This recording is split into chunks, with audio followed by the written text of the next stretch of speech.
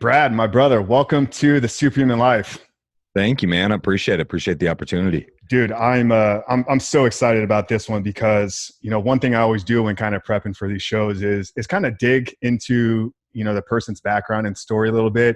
And you and I have so many parallels like in our backgrounds, in our lives. I mean, from getting into fitness at a very young age, and then obviously, some of the stuff that I really want to get into with your story today. But first off, man, just thank you, for coming on here. And, I want to kind of tip my hat off to you because, this conversation was sparked by a post that you had. I think it was maybe about a month ago or so. You celebrated something pretty big in your life. Is that correct? Correct. Yeah. Yeah. Celebrate 7 years clean and sober from all mind altering substances, which is crazy. Yeah. And that was November 20th. So my sobriety day is November 20th of 2012. And for that, I'm eternally grateful. And I think it says far more about God than it does me, but I'm grateful I was able to put in some action and work through him. So amen, brother. And, what's truly incredible about you, and obviously this is where, we're going to get into a lot of this, over the next hour or so, this conversation is not just the fact that you've hung around here 7 years and you've had the strength and everything, to stay clean and sober, but what you've actually accomplished here within the last few years with your business and your coaching. So I really want to kind of get into some of these things that has, led you to build this team and build this company, Key Nutrition, to the level where it is. I definitely want to get into that stuff.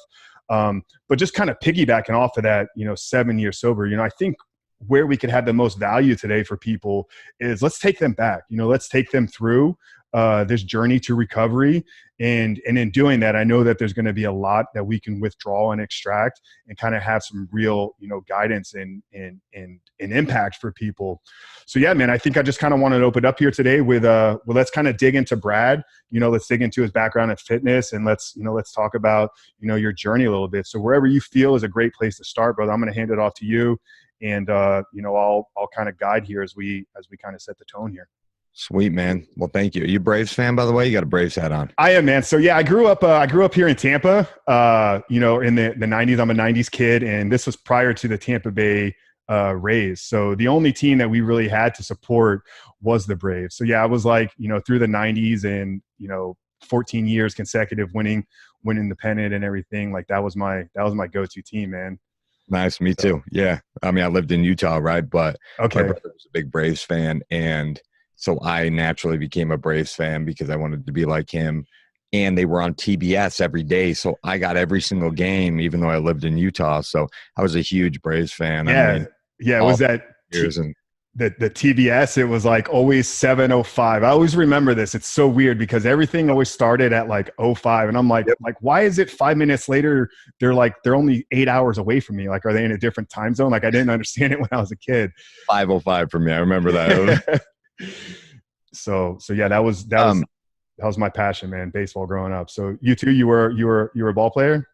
No, I didn't play baseball. I just loved it. Loved watching it. And it's kind of funny. That's always been my MO. Was I was really big into sports but never really playing them. I still am a huge sports fanatic, and it causes some disruption in my life. Like I'm legitimately, people laugh at me. I was like reevaluating some things for 2020 because I get really, really hung up when my teams don't win. And it's just this complete, utter denial of powerlessness. I'm just like, no, I'm just going to stay mad about that. It's like the one thing I have not conquered. So, well, dude, yeah. This was actually something just real quick. I don't want to interject too much, but this has actually been something that was really life-changing for me this year. I was a sports addict. I was the guy 7 days a week. Baseball, MLB Network was on. Like it was on during work. It was in the background. It was on at night, sleeping with the game, just constantly running it. Like my girlfriend, she'd be like, how can you just watch SportsCenter over and over and over and over again? It's like the same thing. But this year, like one thing we did is we canceled cable. So I don't even have access to like turn the sports on anymore. I can this is the first year I haven't sat down, and probably the last 6 or 7 years I haven't sat down on a Sunday for like 6 hours on the couch just to watch NFL Red Zone. So I've completely removed it, and it's incredible, like the productivity increase just by kind of removing sports from my life. Wow, my hat is off to you. That's incredible. Yeah. So Um, yeah, I don't know if I'm ready to do that. You just said that I got anxiety, but maybe that's why I need to address it, right? So usually, right? I think we'll probably figure that out here in your story a little bit. It's like where the anxiety is kind of like where you kind of got to go to sometimes. I 100% agree, man. So So, yeah, taking you back a little bit, I grew up in a good family, a good religious family. They were of the LDS faith. So, and was youngest of 5 kids. I had everything provided for me that I needed. We weren't rich, but we definitely weren't poor. I had all the love in the world. It wasn't supposed to happen to me. I always tell people, like, you look at my family, it wasn't my mom, wasn't a crackhead. My daddy wasn't not around. Like, I just didn't have that story. I'm like, oh, they were really loving to me and really good parents. And I think it's always important. I try to frame that because I think that so often people, like, it really was not supposed to happen to me. Like, they did everything they could. I was raised, my brothers didn't drink. I wasn't around alcohol. It wasn't in my house. I didn't first drink from my mom's liquor cabinet. So despite all of that, addiction just doesn't care. It doesn't discriminate whether you're rich, poor, white, good family, bad family. Like, it was just in my DNA. So, and I was a chubby kid, that awkward phase between 10 and 13. And my first obsession was food. And I didn't even make this connection, I swear to God, until just barely on a different podcast when I was telling my story, that's when it really started. I, obsessively ate macaroni and cheese with hot dogs in it. And I played Sega Genesis World Series, and I just ate and ate. And I remember, like, my mom would be like, don't you get full? You eat a lot. So it started there. And of course, when you're, having the puberty yet, and I'm eating all day, and I'm not into sports playing them, but I'm into watching them and playing them on video games. mhm. And so I gained a bunch of weight, obviously. And I was picked on, I was teased a little, and it was hard, man. It was hard as a kid. And I think it's still hard. That age is just so awkward. Some people are hitting puberty sooner than others. And it's just like, ugh. It's brutal, man. Like, as you're telling this, I'm like, I'm resonating so much. How old are you, by the way? I'll be 35 next month. Okay, so you and I are only about a year apart. So yeah, the macaroni and cheese and Sega Genesis, that was like Right? that was afternoons after school for me, like in elementary school. Like, I could come home, empty the entire box into a big bowl, just throw some water and then the powdered cheese on it, and then you Yes. have like a lunch, man. So yeah, I definitely get it too with like not not having the ideal physique, or you know what I mean. I like, you don't think about this as a kid, but yeah, I was the same thing. Just due to, I think, the nutrition that I was putting into my body. Like, I got a little husky. I talked about this with somebody else on the show. It's like shopping in the husky section at like J.C. Penney's. Like, you're kind of like looking for other kids in your school. Like, you don't want them to see you like under the big sign, because they know that's like for the little heavier kids. So yeah, I dealt with all the same kind of like insecurity feelings too, and I know that's what fueled my passion for fitness. So yeah, no, I didn't, I didn't mean to cut you there, but Oh no, you're great, man. I love having just conversations. So, yeah.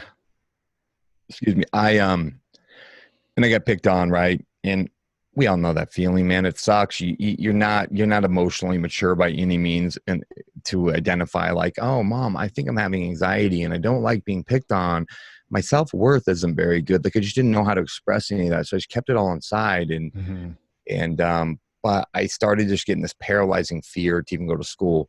And I got picked on and thrown in the snow, and they whitewashed me or whatever, right?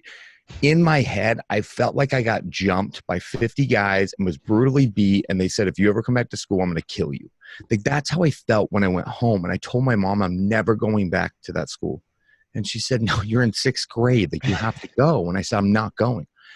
So my mom, being a great codependent and enabler, shipped me out to California to live with her sister, my aunt, in Northern California, the Bay Area. And when I got there, I went to school there, and I hated it too. So I homeschooled the rest of 6th grade. Oh, wow. And that's when it got even worse as far as my eating. And so I came back to Utah about a year later, and it was definitely still being picked on. my friends were, they were my friends this time instead of just like random people at school. But I definitely was made fun of, and I didn't like it. And I'll never forget one day I was at the bookstore with my mom. It would be so nice if it was nowadays. I would just hop on Google, but that's barely when AOL came out. You had to use a CD, and they timed you. Like you had to pay per time, like how much time you spent. Yep. So it was so new then. And then somebody picks up the phone and it kicks you off the internet, and you're like screaming from the other room, like, "Come on, I'm on the internet!" Like it would be so slow. It's funny, our patience level now. If it's running a millisecond slow, I'm like, dude. come on. Yeah. So, it was tough. And I was at the bookstore, and my mom was buying a book, and I went over in the section, and I remember seeing these magazines. It was Flex magazines, Muscle and Fitness. Nothing about it made sense why I was so attracted to these magazines. And I picked them up because I had never lifted a weight. I was 14 years old, 15 maybe. And I was fascinated. I picked that up and I said, I want to look like that guy one day. And I just started reading. And it was the first thing in my entire life that I'd ever been passionate about. Like, it was like, I couldn't get enough. My mom's like, you don't want to leave Barnes and Noble? Like, come on. Like, so I started taking my bike after school there every day, and I would just read, and I would stay there for about 3 or 4 hours, and I'd read and I'd read. And I picked up the Encyclopedia of Bodybuilding by Arnold. I was a sub-average to very poor student at best. Mm-hmm. Like, and it's not because I was dumb, it's because it just didn't interest me at all. And as any good addict alcoholic, like, I just was like, well, I'm not going to do it then. So barely passed school, but I found this love for fitness and I started applying it. But I was applying what the magazines told me. And I also hit a growth spurt subsequently, and I lost a lot of weight, but I looked good. But I remember then I got teased for being too skinny, and I was like, I can't win. So in between my sophomore and junior year, I really, really picked up into weight training and really got into a little more of, it was still very thrown out there, knowledge based, but I was taking tuna fish and rice to school, and I was eating it in the hallways, but my body changed. And along with that, people viewed me differently. And it was a good feeling. Like, I was noticed. I had arrived. I felt like I was there. And yeah, I remember my big transformation actually came a little bit later than yours. I dabbled in a little bit of weightlifting during high school because of, sports that I was playing. Like, we had team lifts and everything and little off-season protocols. But it was like post high school when I kind of I moved away from the town where I was going to school and like kind of disappeared for almost 6 months. And literally was like 2-a-days in the gym. Like, I mean, I worked out at a 24-hour Gold's gym back there. And it was like, I'd be in there like 2 a.m., like with the hardest core bodybuilders in the world. And it's like in 6 months, I literally just became a whole different person. And yeah, I remember that feeling, kind of like the first physical transformation. Do you remember going back kind of like to probably our kind of like early-ish, maybe 11, 12 teenage years, like the ESPN workout shows on like Saturday morning? Oh yeah. Dude, I was so obsessed with it. I never watched cartoons or like anything on Saturday mornings until I found like the workout shows. And I'd sit there with like a giant bowl of cereal at like 11 years old. And I just would watch these jack dudes lift. Like, I wasn't taking the workouts and then going to do them. I was just fascinated by the physiques and the training thing. And then, yeah, I mean, years later, I actually like put a lot of that stuff into practice. So I remember that show. Absolutely. I do. Yeah. And then I would watch the strongman competitions, and I was like, wow, that's really cool. They can carry an Atlas stone, but yeah, I wasn't going out and applying it. So I found this, and what's interesting is I always tell people it was kind of this double-edged sword, because I started to get validation and attention, but it kind of almost insinuated this part that I have to be a certain way to fit in. And so, but as a 17-year-old, I would take it, right? During that time too, I also realized how bad alcohol was for my body. And through that process, I mean, I was geeking out. I got smarter and smarter. I mean, still looking back, I was pretty stupid, but I found out how bad alcohol was for me, but I over-exaggerated in my head because I have this ism in my head that makes everything like catastrophized. I'm like, if I drink, I will lose all my muscle. I can't do it anymore. Because I had dabbled in drinking as a 14-year-old or a 15-year-old. I mean, I don't know what normal is, but fairly normal. Like, I wasn't obsessing over it, but I definitely enjoyed the feeling I got from it.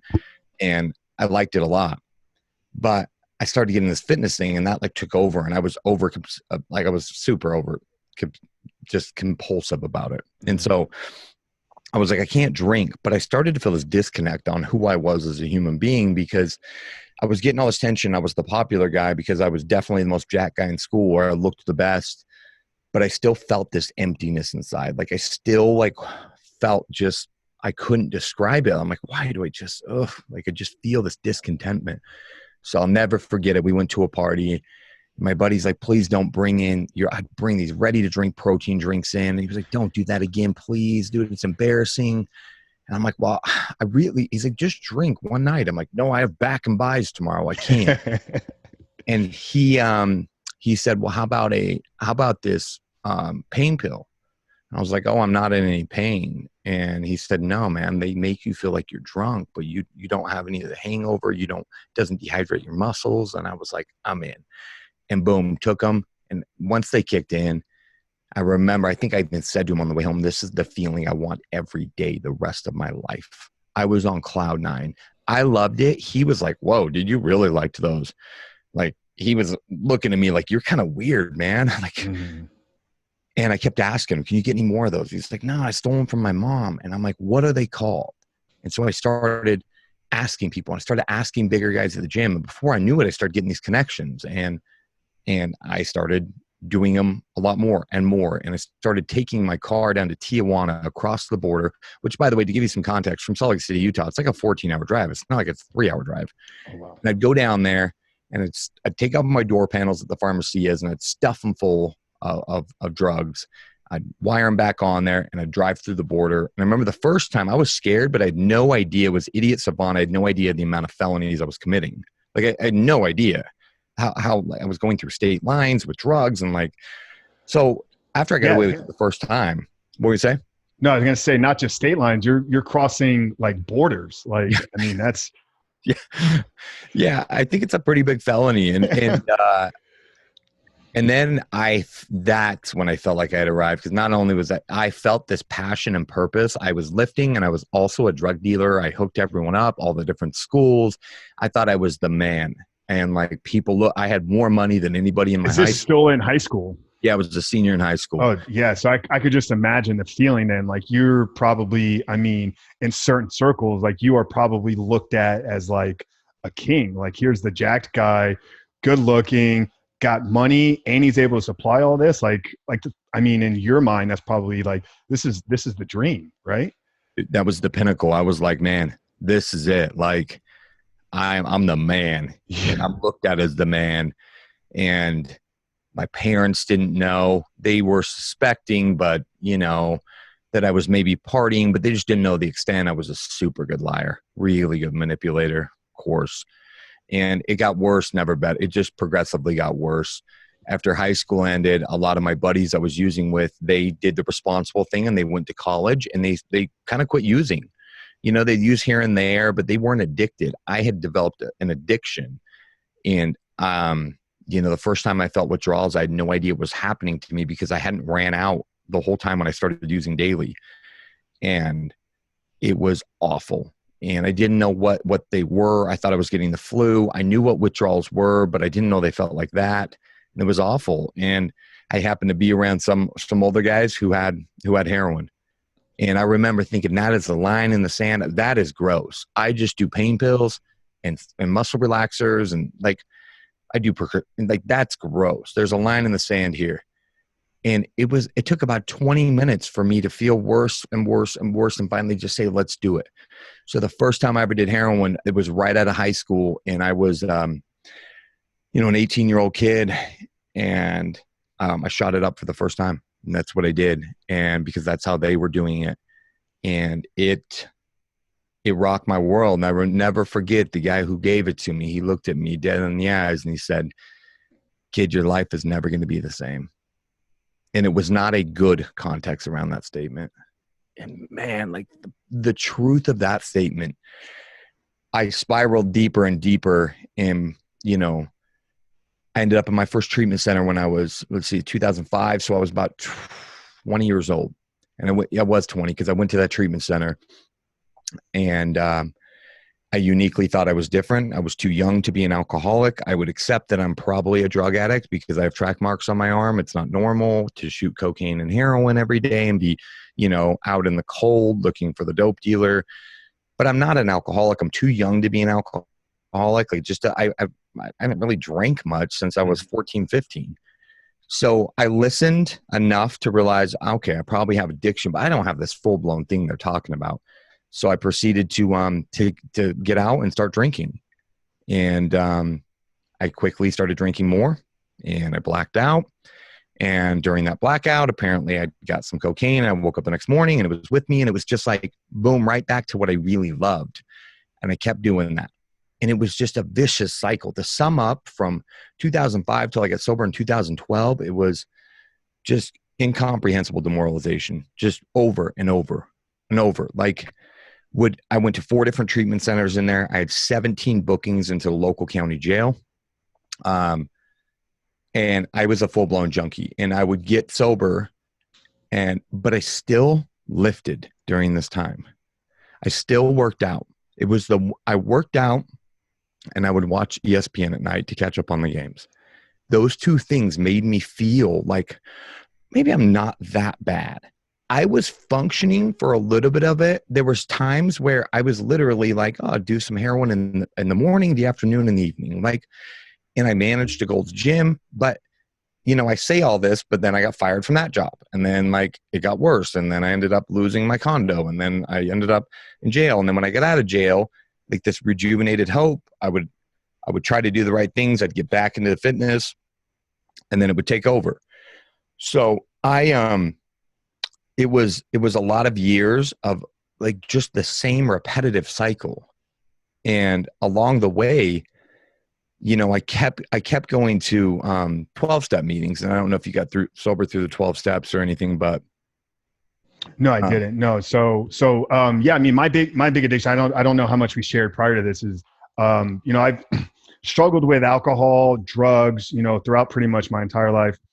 Never to the extent where I was shooting anything up, but maintaining a functional life. And it was, for me, it was the darkest, deepest thing was porn. I mean, up until February of this year, I was consuming it hours and hours a day, especially at the end of last year. I mean, it was just overtaken my life. So yeah, I'm part of groups. I've attended, a few recovery meetings.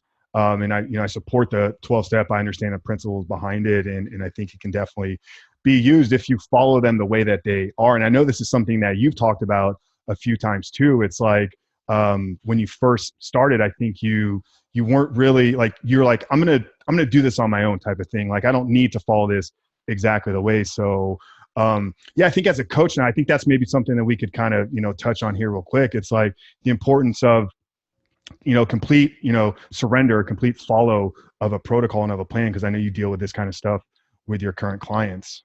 Yeah, no, 100%. And backtracking that a little, I would go to meetings and here's what I started to hear, that the whole point of, let's say, the Big Book of Alcoholics Anonymous or the 12 steps was to find and gain a relationship with the power greater than myself. It's pretty much sums it up. There's some house cleaning in there, cleaning up the wreckage of your past, but it's really, really about, I saw the word God in so many steps. And I was like, okay. And I felt fortunate because I got sober with some people who hated God. They thought it was God's fault. I never felt like that. I was active in my religion until I was about 14 or 15. And then obviously I quit going, but I never thought any of this was God or Jesus Christ's fault. This is my fault. This is me. And so I felt fortunate for that. And I heard that over and over. So I went to all these treatment centers and they only work if you're ready to work. It just didn't work. And it's no fault against them. They exist for a reason. But when I finally got sober, 2012, I was finally ready to follow a plan of action. And I will say this, the 12 steps is what definitely facilitated me to get sober. What keeps me sober today is much different. I have a men's recovery meeting at my office. It is just a recovery meeting. We have guys that are addicted to porn. We have everything. And it's just about a fellowship. And my spirituality has evolved to the point where I'm so grateful for 12-step rooms, but I also know that that was the basis to get me to where I'm at today. And now my evolution looks much different. Like, I'm not on any AA panels, nor do I feel like I need to be. My message is trying to much greater than that. I feel like it's trying to spread. And I'm appreciative for a platform where I can talk about and just say God, because sometimes I don't want to brush off any listeners or anything, especially if it's not a recovery podcast. Like, I've been on a lot of fitness podcasts telling my story, and I try to not go there. But my relationship with Heavenly Father and what that's done for my life absolutely is the center part of everything I do in life. Like, when I say without my recovery, I'm nothing, like I'll have nothing, but without my recovery, like, if there's layers in there. And my relationship with God today is fundamentally the reason why I'm not only sober, but thriving and happy. So, yeah, I'll take you back just a little bit. The day I got sober was I went to my grandfather's funeral, and I'd been homeless for a year, and I never slept on the streets. I was very resourceful. And I say now that's when my entrepreneurship began, because I hustle and grinded out there, and I was always shifty. I'd make moves. I'd stay places. I didn't have a job for a year, but somehow I maintained this big habit.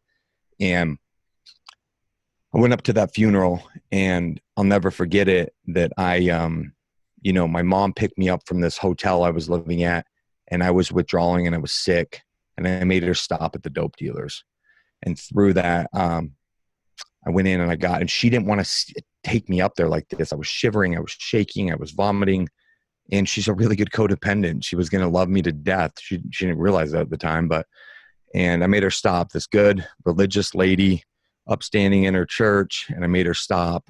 And then I proceeded to do it in her back seat. And I'll never forget looking in the rearview mirror, and she's watching me do it. And it like hit her like, wow. And tears are rolling down her face. And I could have cared less until it hit me. I felt better, that the guilt and shame immediately followed. And I was like, oh my, and she's crying, and I'm trying to hold back tears. And normally, like, the drugs would kind of numb me, and they quit doing that last little bit. And I believe that was, people say, what was the final straw? I started praying about 2 months before I finally got sober. And my prayers were really all over. Just, dear God, like, I don't know if you're out there for me, but I don't know it. Like, I'm either going to eat a bullet, or I need to try to get sober for the 15th time. Like, I don't know what to do.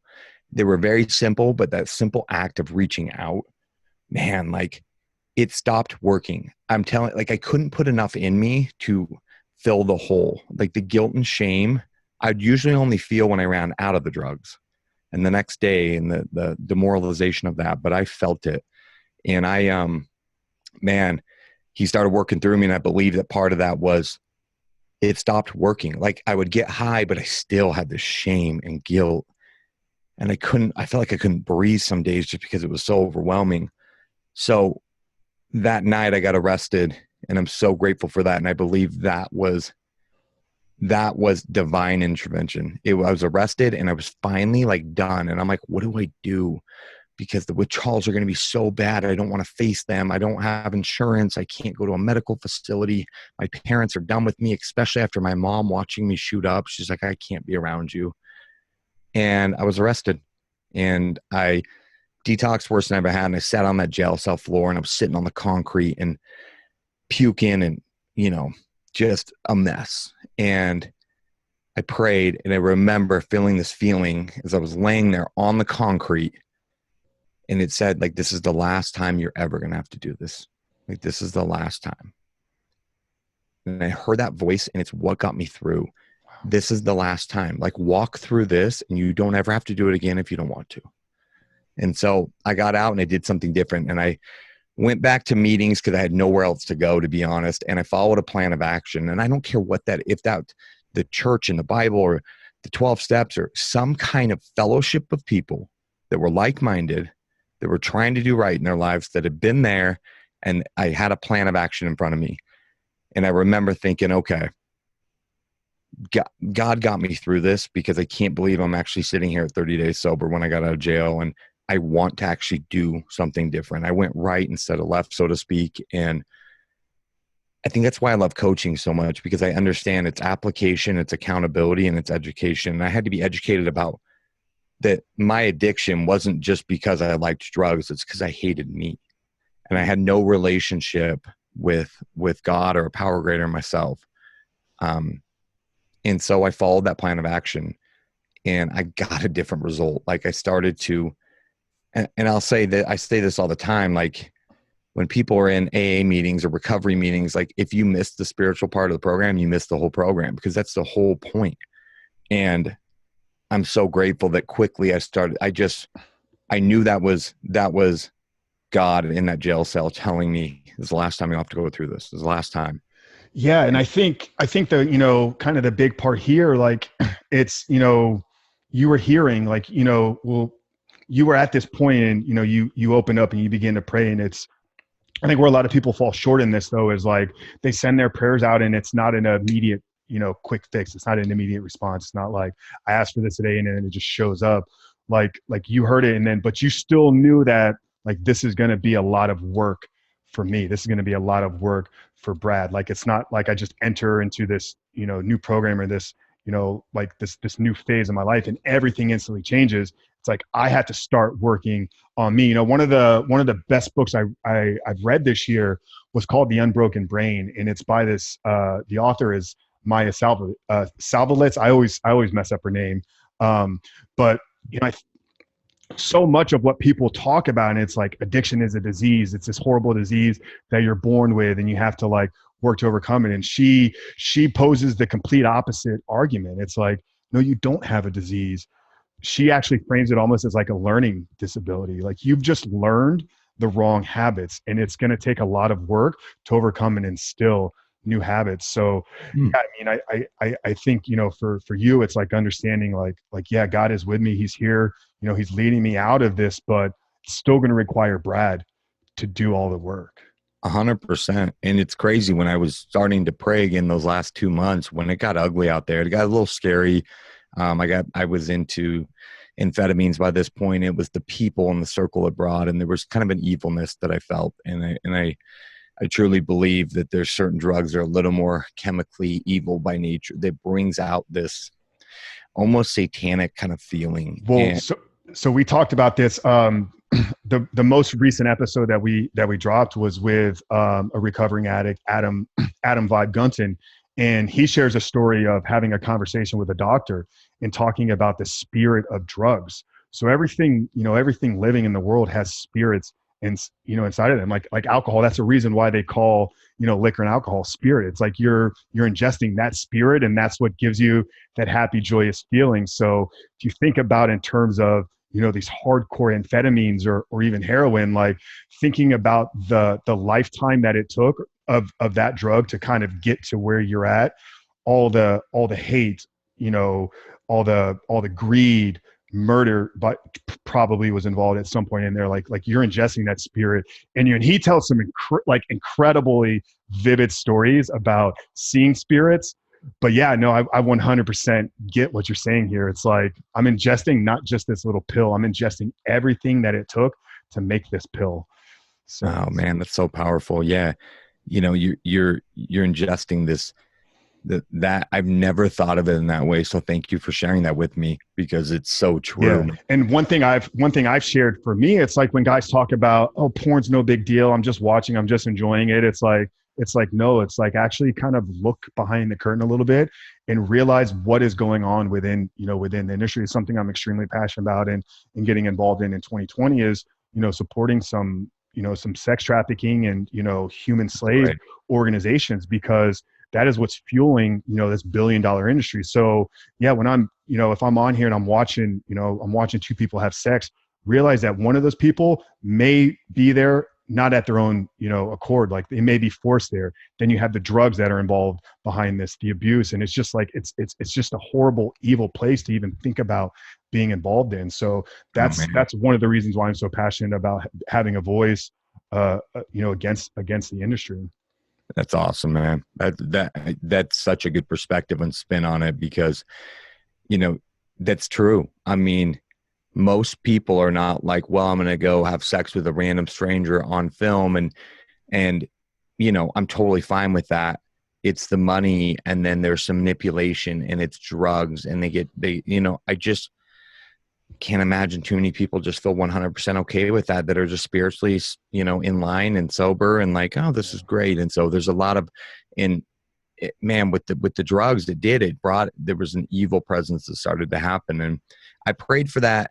And I think when it stopped working is what I like to call it, meaning I couldn't get any relief. I definitely was under the influence, but I still was like, what are you doing? Like, your family won't talk. Oh, that was God starting to work, but I didn't recognize that at the time.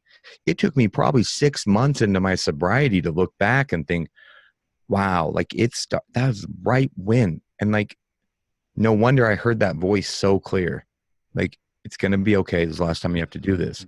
He was leading me up to that point, and I never even made the connection until, like I said, about 6 months sober. And, I think I started following a plan of action. And, for me, listen, I think however one gets sober, gets freed from addiction, and can enjoy and thrive in their life, I'm not dogmatic that you have to do it this way or that way. I will say, for me, a spiritual component is a huge part of it, that if someone can get sober just by simply more like cognitive therapy, and there's no religious or spiritual approach, like, my hat's off to you. I can't say I understand it, to be honest, because I think it's got to be like, no matter, for me, and we've shared it here on the today, but it's like, you got to have something that you're working towards that is beyond who you are. It's like you're held almost captive by not the drug, but the feeling that the drug is bringing to you. And the only way to replace that feeling is by, service to something that is bigger than you, whether that's a mission of a company, whether that's a mission of a family. But yeah, for me, I agree. I think there's got to be the spiritual side of it, because you got to believe, man, that you were created, and you're here for a reason. If not, the drugs could have easily just taken you out any number of times, but you're still breathing, you're still standing. So there's a purpose to who you are and to why you're here. Amen, dude. And I have to commend you, man. I think that's awesome. I think there's a lot of people who, I still think there's a little bit of a stigma or shame around, let's say, porn addiction. Like, I'm looking at you, good looking dude, you're fit. Like, but for you, you just said it so matter of fact. There was no shame in there. There was no guilt. That is your story. And because I didn't have that experience. So I can't go help other people and spread a message. But what I can is the things I have gone through. Yeah. So I commend you for that, man, because I see so many people that are in recovery from drugs and alcohol that are leaning that way, but they don't want to make it a big deal because, oh, like, that's embarrassing or this and that. I'm like, the shit I did to get high, you could classify as embarrassing, but it's part of my story. Yeah. Well, I really appreciate that, man. And for me, it's like utilizing, the tools and skills that I've been given, the ability to articulate a message and the ability to have a platform to put a voice out there. But yeah, it's a real thing. And, it wasn't an escape. It wasn't, I wasn't running to porn because I couldn't, get girls or have sex. Like, that was like, that's a whole different addiction that I dealt with beside the fact. But I think, when people think about the stigma of porn addiction, it's like, oh, it's these weaker guys that, like, don't lift, don't work out. Like, dude, I was not a professional. I was a high level competitive bodybuilder, placed fourth in the state of Florida. I literally was a walking billboard for like what a male physique wanted to be. But I still got trapped, and I still got pulled into this mess. So yeah, anything I can do from sharing my story and just being a voice and having a platform to where I can have these conversations, it's, this is why I'm here right now. Man, I felt that. That's awesome. Yeah, man. To just kind of segue into like where I'm at today is, I got back into the fitness industry, not only working in it, but also, myself, really taking charge of my health. And, when I got sober, I was 40 pounds underweight. I was unrecognizable and, felt awful, right? Just physically, even the first couple months. And so fitness literally has in a way saved my life, because it's taught me so much about who I am. And and that doesn't mean for the last 7 years, it's always been this healthy relationship. I competed a couple times, and the first time was great.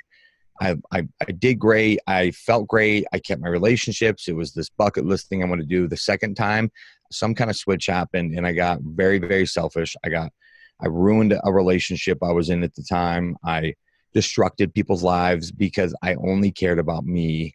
I ruined some friendships, and I felt lonely. I remember looking in the mirror thinking, how do I look so good and feel like not only physically so shitty, but also just feel empty. And it's because I put the gym, my bicep size, how small my waist was became my higher power. I became my own God. And that is never a good recipe for happiness. And so, but I've learned from that. And that's what people ask me if I'll compete again. I'm not sure. I would have to feel in a really good place to do it. I used to say no, never. And I'm just like, I don't know. I enjoy the sport, but for me, just maintaining this happiness. And now that I've started a business, so I got back into what I'm doing now, and I worked for a different company, and I left there in February. It will be 3 years. So I started Key Nutrition in February of 2017, and it was the same feeling I had when I got sober. I was scared, didn't know if I could do it. I really, really doubled down on my spiritual practices, my prayer, my meditation, my journaling, my reading, and I walked through it, and I was terrified, but I had this grace walking through it because I just knew that intuitive feeling in your gut, call it the Holy Spirit, call it like whatever you want to call it. It was there, and it was like, this is going to succeed. This is going to work. So I walked through that, and I had never actually been grateful truly for everything I went through. And that was at 4 years sober. I was grateful, but not like to the inner beings of my core. Like, I'm so glad I ran around on the streets for a year. And when I started this business, I finally got grateful because I realized that was my segue into entrepreneurship. It all happened for a reason. If I could hustle and grind out there, I could do this. I didn't know crap about business. I only watched Shark Tank and followed Gary Vaynerchuk. That's all I knew. But I just went with this faith that it was going to work out if I put in the work, just like when I got sober. And I made a ton of mistakes. We really screwed up on some things, but it just kind of kept progressing. And I just know that God had a lot to do with that, because that feeling I got in my gut was just so strong of like, hey, chill out. It's okay. It's going to work out. You're going to make mistakes. That's okay. And when I finally gave myself the grace to make some mistakes and not be so hard on myself, my business started to thrive more. And, it's turned into something I never really pictured it being. And now it's funny. I look at it and I'm like, oh, we're just little toddlers learning how to walk. This is going to grow into something bigger. But it's just one day at a time we're doing it. And I live my life on passion. And just in the last year, I've really, really realized I need to share my story more. So I appreciate platforms like this, because recovery is possible. Like, to get from the chains of addiction to feel like you can't breathe and you can't live with it, you can't live without it, you can recover. Yeah, no, incredible. And I kind of want to now, just segue a little bit into actually let's talk about Key Nutrition a little bit. Incredibly successful business. You have, you've grown this team of coaches. You guys have an incredible mission out there built around these 4 pillars. So, was this all kind of, the making of Brad, or were there people involved and kind of behind the scenes working with you to build this foundation? No, I mean, it was really just myself and my sister as my operations officer. And she, together we kind of built this format, and it's just always kind of changing and evolving. And we kind of realized there's the fitness side, there's the nutrition side, there's accountability is a big piece in this. And I'm big on accountability because I had accountability with people in my life when I started to change my life. And I think whether you're in a church group, whether you're in a recovery meeting, whatever it is, that accountability is just the crutch that makes stuff happen. And then I realized the 4th pillar was mindset. And if you coach with me, you're going to hear me talk about spirituality a lot. And you're going to hear me talk about, I don't try to tell them you should believe in this or that, but if they are, belong to a church, I try to really encourage them to jump into it and mesh that. And they look at me and they think, how does that have anything to do with fitness? And I said, it has everything to do with fitness, because they're all tied together. I said, picture it as this bar stool with four legs. When one gets off, you feel it a little bit. You're like, that's a little wobbly. If two gets off, you're playing this dance trying to sit on it. And if three falls off, you're done. Like you fall on the floor. And so we built it around that and realizing that that's what's going to, it can't be just about putting someone on a diet. It's got to be much deeper than that. It's so much deeper, because what you learn through fitness helps you evolve as a human being if you view it as an opportunity as that. It's so much growth that happens when you're pushing yourself to limits you didn't think you could. And my clients that start to do some, spiritual practices, whether that's meditation, journaling, prayer, church attendance, whatever it is, their results are better because you start living in alignment with your truest self. And so that was just in the last year that I kind of created those 4 pillars. Before it was just like, yeah, we can help you get super shredded. And I realized that's not what I want to do. Sure, we can do that. We have some clients, that's their main goal, but not many.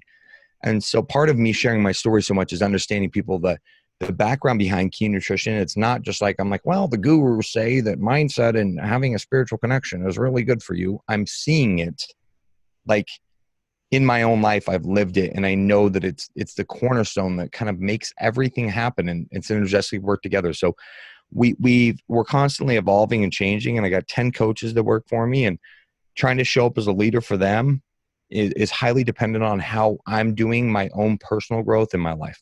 When I slack on that, my leadership slacks. Then they slack. Then there's discontentment in the workplace. So I realize I have even more of a responsibility today to make sure I'm keeping up on my end of the bargain when nobody's looking, through personal development, through spiritual growth, so I can show up better for them. Yeah. So let's dive deeper into that, because I think that's, we can maybe find some real kind of actionable stuff here. Like what are some non-negotiables that Brad has in his day or in his week that help prepare him to show up as this leader, to show up as this coach? Are you a person of morning routine? I'm very big on having morning routine. I have like 2 hours dedicated to myself every single morning. So what are those non-negotiables in your life that make sure that you're set up to show up in who you need to be for your team, for your clients, and for your family? Morning routine for sure. 100% a non-negotiable for me. I do it. That was one of the things I was told early on getting sober, that it was extremely important. And for whatever reason, it resonated with me because the other things did not. I was suggested to not date maybe for a year to try to get, and I dated 2 girls, not at the same time, but back to back. But that one, I was like, that makes sense to me. I have to start my day at win your morning, win your day, all these kind of cliche things, but it resonated. That is a non-negotiable for me. It's even caused fights with people I've dated in the past, where they come down in the kitchen and they're trying to talk to me. And I'm like, oof, hey, you got to go away. Mm-hmm. So I need to do this. And so I've tried to be flexible within it lately, but it is 100% something I do every day. And that part of that is, it's journaling. I read a daily devotional thing and I journal. I'll do some meditation, which is me. I don't sit Indian style with a rock and a Zoom. It's my. You got that picture on your website. I'm looking at you sitting. Oh man, we got to take that off of there. I'm embarrassed by it. I'm like, I hadn't talked to you yet. We had just been connecting through social, and I'm like, this dude does not meditate in the middle of the gym like this. Like, come on. That's why I'm embarrassed by the picture. Anytime someone takes, like, especially when I see an Instagram post and they set their phone up and they take a picture of them meditating, I'm like, well, we all know you weren't meditating because you wouldn't have got the picture. Like, exactly. Yeah. But yeah, it's a huge part of my, that's an absolute non-negotiable for me, is doing that, because I've seen the repercussions when I don't do it. I'm fine for a day or two. The 3rd day, I get a little irritable and discontent. The 4th day, I'm kind of snapping on people that I wouldn't. And I actually, to be honest, I think I've only gone 4 days, like twice. Usually it's every single morning. There's an occasional morning that creeps in where if I got blindsided and I scheduled a call at the wrong time, but I'll do it later. So maybe it's not a morning routine, but I do my routine at some point during the day. But I try to make it first thing in the morning. That is absolutely non-negotiable. I think it is crucial in success. And I believe if you win your morning, you can have a better chance of winning your day. I think that things still come up, and win's very subjective to you. But yeah, I can 100% relate. I mean, outside of that, like, That is 100% a non-negotiable. Other thing, like outside of that, it's that is definitely the strongest one. That's a good question. Yeah, no, that's great. And just circling back to what I was sharing previous about the unbroken brain, it's like putting these little routines and habits in place early, especially for somebody if you're out there and you're trying to get out of a dark place, or you're going through recovery, like instilling a routine where you are doing things every single day, non-negotiable. It's going to over time, like those are going to become so simple that you're not going to have to work to do them, but it's going to be able to add on habits. Like, so I don't think it's important to start with like a 2-hour morning routine. Like just start with 1 or 2 things that you say do every single day, whether it's 5 or 10 minutes. One of our episodes, we talk about just doing 1 push-up, committing to doing, like if you're trying to get started on fitness and you're not doing anything right now, don't commit to doing 100 push-ups every morning or even 10. Just commit to doing 1, because you can do 1, and the chances up once you're down there and you're doing the 1, you're going to do a few more, and then over time that's going to grow and evolve and just continue to add on. So 100%. I think that's a really important point you make, because I started really small. I wrote 3 intentions for the day and I prayed. It took me all of 2 minutes. Mm-hmm. That was my first introduction to a solid morning routine. Yeah. And once I nailed that down, I started to feel like, oh, this is good. I introduced a little bit of writing. And so not only like it just grew and evolved. And, and I have to say this, that I've hit points where I was doing 2-hour morning routines and it was probably the best I felt. And then I've stacked a little bit too much on my plate, I'm realizing that going into 2020. And so we digress a little, but I keep doing it. My morning routine now is probably 20 minutes, and it was up to 2 hours.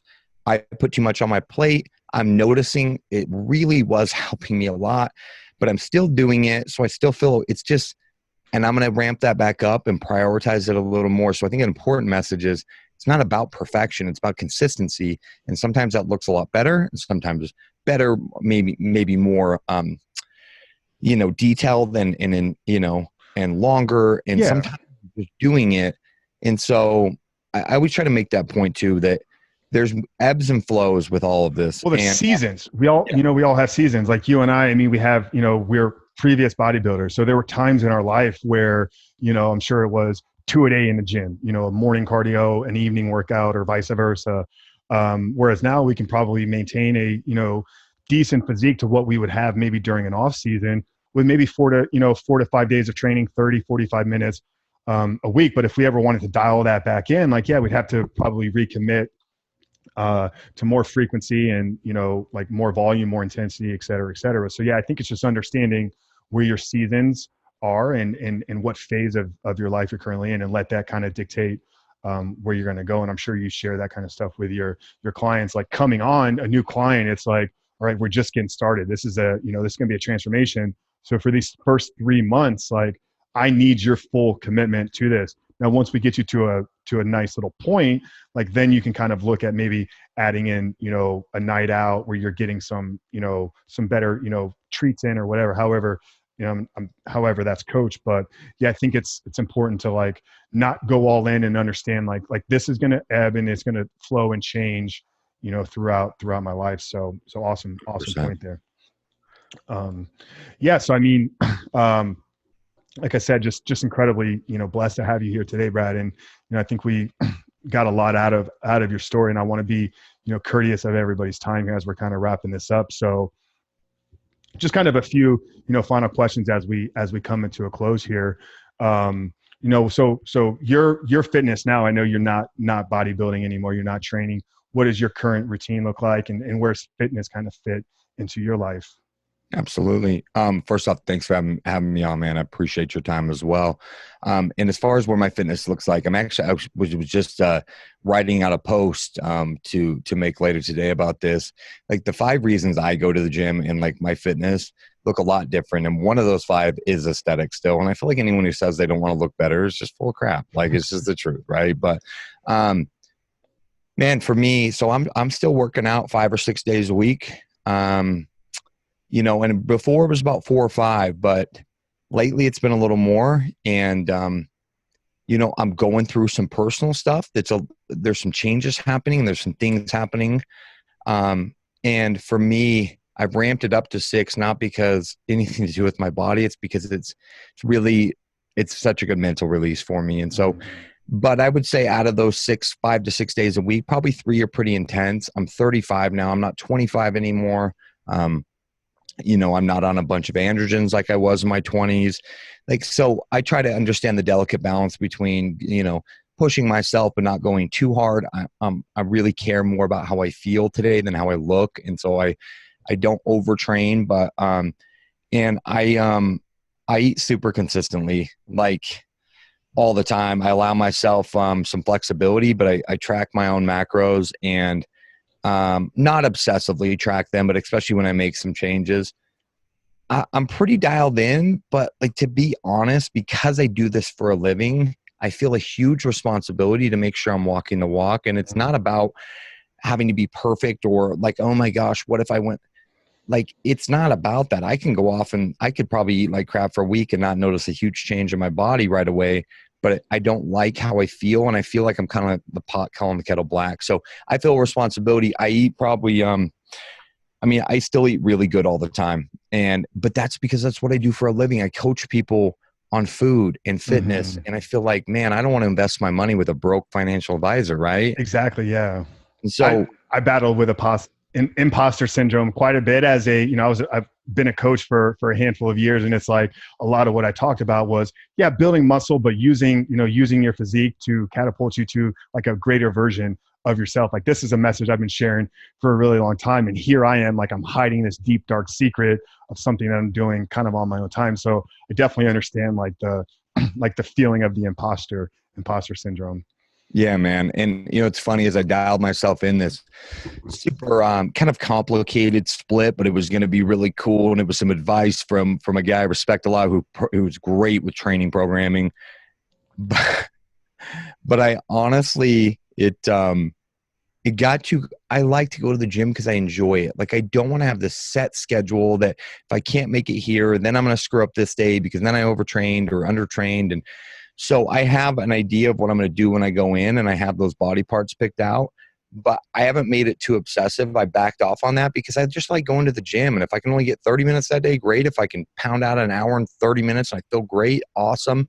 I try to really read my body too. Like, what's my feedback telling me? I haven't been sleeping that much this week, and that's because I've been going too hard on business. And so I know I didn't train very hard the last 2 days, but I went in there and I got some blood flow and I felt good. I did a little cardio, which is really weird for me, but I'm trying to get in this place of listening to like, what am I feeling? And so I think that's really important too. But yeah, man, I love fitness. It's my way of life. It's not about motivation. I think motivation is so fleeting. I think so many people rely on looking for motivation to get them through.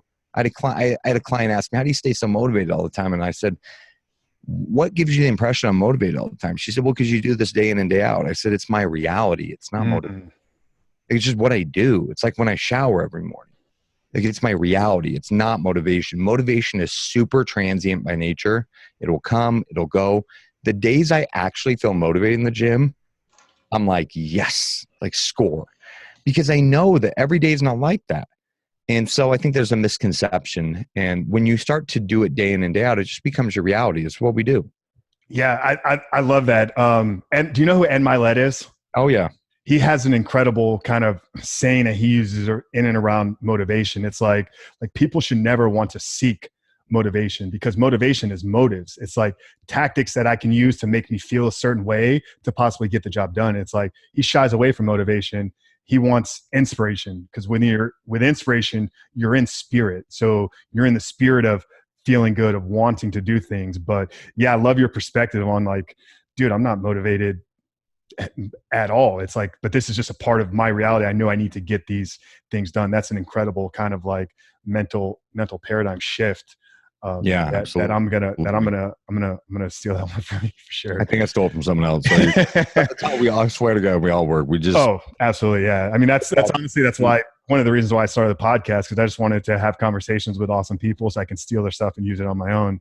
Amen, dude. That's why I've done 90 episodes on my own so far. I'm like, that I'm taking. So, yeah, awesome. Well, it wouldn't be a full conversation in the middle of December if we didn't talk about these two things. So I know you're a successful entrepreneur. You obviously are somebody that set goals and look back and reflect on, did I accomplish what I wanted to? So I kind of have a two-part question for you right now is, as you kind of look back on 2019 with Key Nutrition and your coaching and all the work that you're doing, what's the number one thing that you're most proud of accomplishing this year? And then I know moving into 2020, you probably have some things that you've already looked for and set goals. What's the biggest thing and the biggest, goal that you've set for 2020? So for 2019, I think within the company, we hit that we had serviced 2,000 clients, and I think we hit that in August. And that was a super big milestone, much more than, and obviously that equates to revenue. Like I understand that. And, I don't even like to talk about it because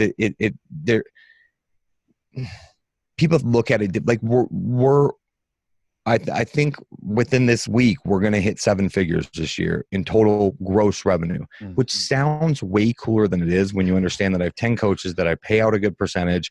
I have big overhead. I have a full-time media guy. I have this, but that was a cool milestone. But getting to 2,000 clients shows that we have done this the right way.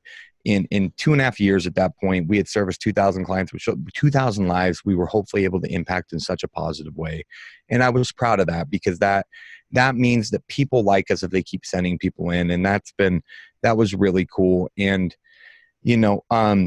within my own personal growth, just I'm going through some adversity in my personal life and the grace I'm walking through that. And that all boils back down to doing a morning routine, even when I'm not motivated, praying when I'm not motivated, going to the gym when I'm not motivated. All these things built up where I finally, I hit some turmoil, and I'm intuitively seeing me handle these situations differently.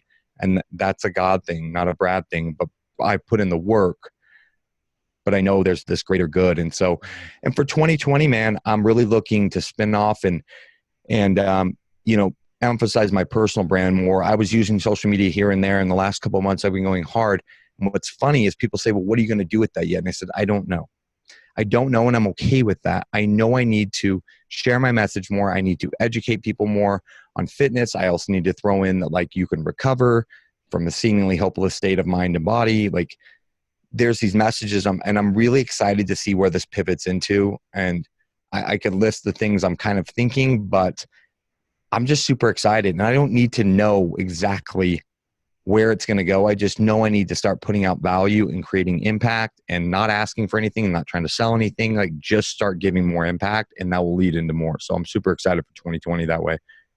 Well, that's incredible, brother. And awesome answer to both. And it's funny because I was listening to Zig Ziglar audio tape earlier this morning. Part of my routine is usually either reading or listening to some form of audio. And going back to like your big win for this year, it wasn't that revenue milestone, because I work in digital marketing. I work with a lot of entrepreneurs. I work with a lot of companies that are scaling and growing to 7 figures and beyond. But when you look at like what they're spending to get to there, it's like, okay, cool, you made $10. Like, that's fantastic. Yeah, right. But they're out there flashing the 7-figure mark. But the fact that you said the biggest thing was the amount of people that you help, man, that shows like real class and who you are as a person. So I commend you for that. And I think, tying it back to the Zig Ziglar thing, it's like he repeated this in an hour-long audio. He probably said it half a dozen, if not more times. It's like, if you want to get everything you want out of life, help enough people get everything they want. And that fact that you're driven by the amount of lives that you're changing, the amount of people that you're touching, shows why you're as successful as you are. And I know that 2020 and beyond is only going to lead you to so much more. So absolutely, man, that's an incredible way to kind of look back and reflect upon your year. So I appreciate that. So yeah, man, you kind of talked about, growing your brand and growing your audience and kind of putting some content out there. So where can people find Brad? Where's he hanging out the most? Let's kind of point people in a direction, because I know that people are going to want to look more into you after they hear this conversation today. Absolutely, man. Yeah. So I hang out on Instagram the most. It's just at the sober bodybuilder. All one word. I'm not a bodybuilder anymore, but the tagline is stuck, and it's so I'm going to keep it. So, my company's website is just keynutrition.com. Okay. And, if you're interested in more of the fitness and nutrition side of things too, our podcast is the Key Nutrition Podcast. And so We have Okay. guests. We have 2 episodes a week. One's educational, one's a guest. So would love for people to hop on and listen. So Awesome. Yeah. And I'll make sure to link all that stuff down below in the show notes. So yeah, man, as we kind of wrap it up here, I've shared with you, I truly believe that we were all created here, for a purpose in this world. And, when we have the ability to harness that belief or that faith in something beyond ourselves, but then take control of our physical or our body, then we can ultimately create our own superhuman life. And that's kind of been, the thesis and motivation behind the show. So if you had to summarize, living a superhuman life, in a sentence or two, as we wrap it up, how would you define a superhuman life? That's a great question. I think a superhuman life for me is, when I think about it in the context of people that leave legacy, lived a superhuman life. And so when I frame it that way, I want to think part of living a superhuman life is giving more than you took, and staying in gratitude, because I believe gratitude is just the antidote for life. I've never been truly grateful at my core and also super resentful in that moment. So for me, it's creating impact and giving value and staying grateful along the way, man. Incredible. Amen, brother. Appreciate everything you do. Appreciate everything you're doing. Support you 100%. I'm excited for what 2020 is, going to bring for you and your entire team at Key Nutrition. So I'll be touching base with you, man, and following up. So I appreciate you for coming on and sharing today. Thank you, brother. Guys, we thank you so much for tuning in to another episode of The Superhuman Life. If you found value in this episode, or if you know that there's somebody out there that maybe needs to hear this message, needs to hear this story to ultimately lead them out of one of those dark places, all we can ask that you do is please share this podcast with just one person. And if you have not done so yet, this is your first time listening to the podcast, make sure to leave us a 5-star rating and written review on whatever podcast platform you are listening on. But without that, guys, Frank Rich here with Brad, the Sober Bodybuilder. We love you all and have a great day.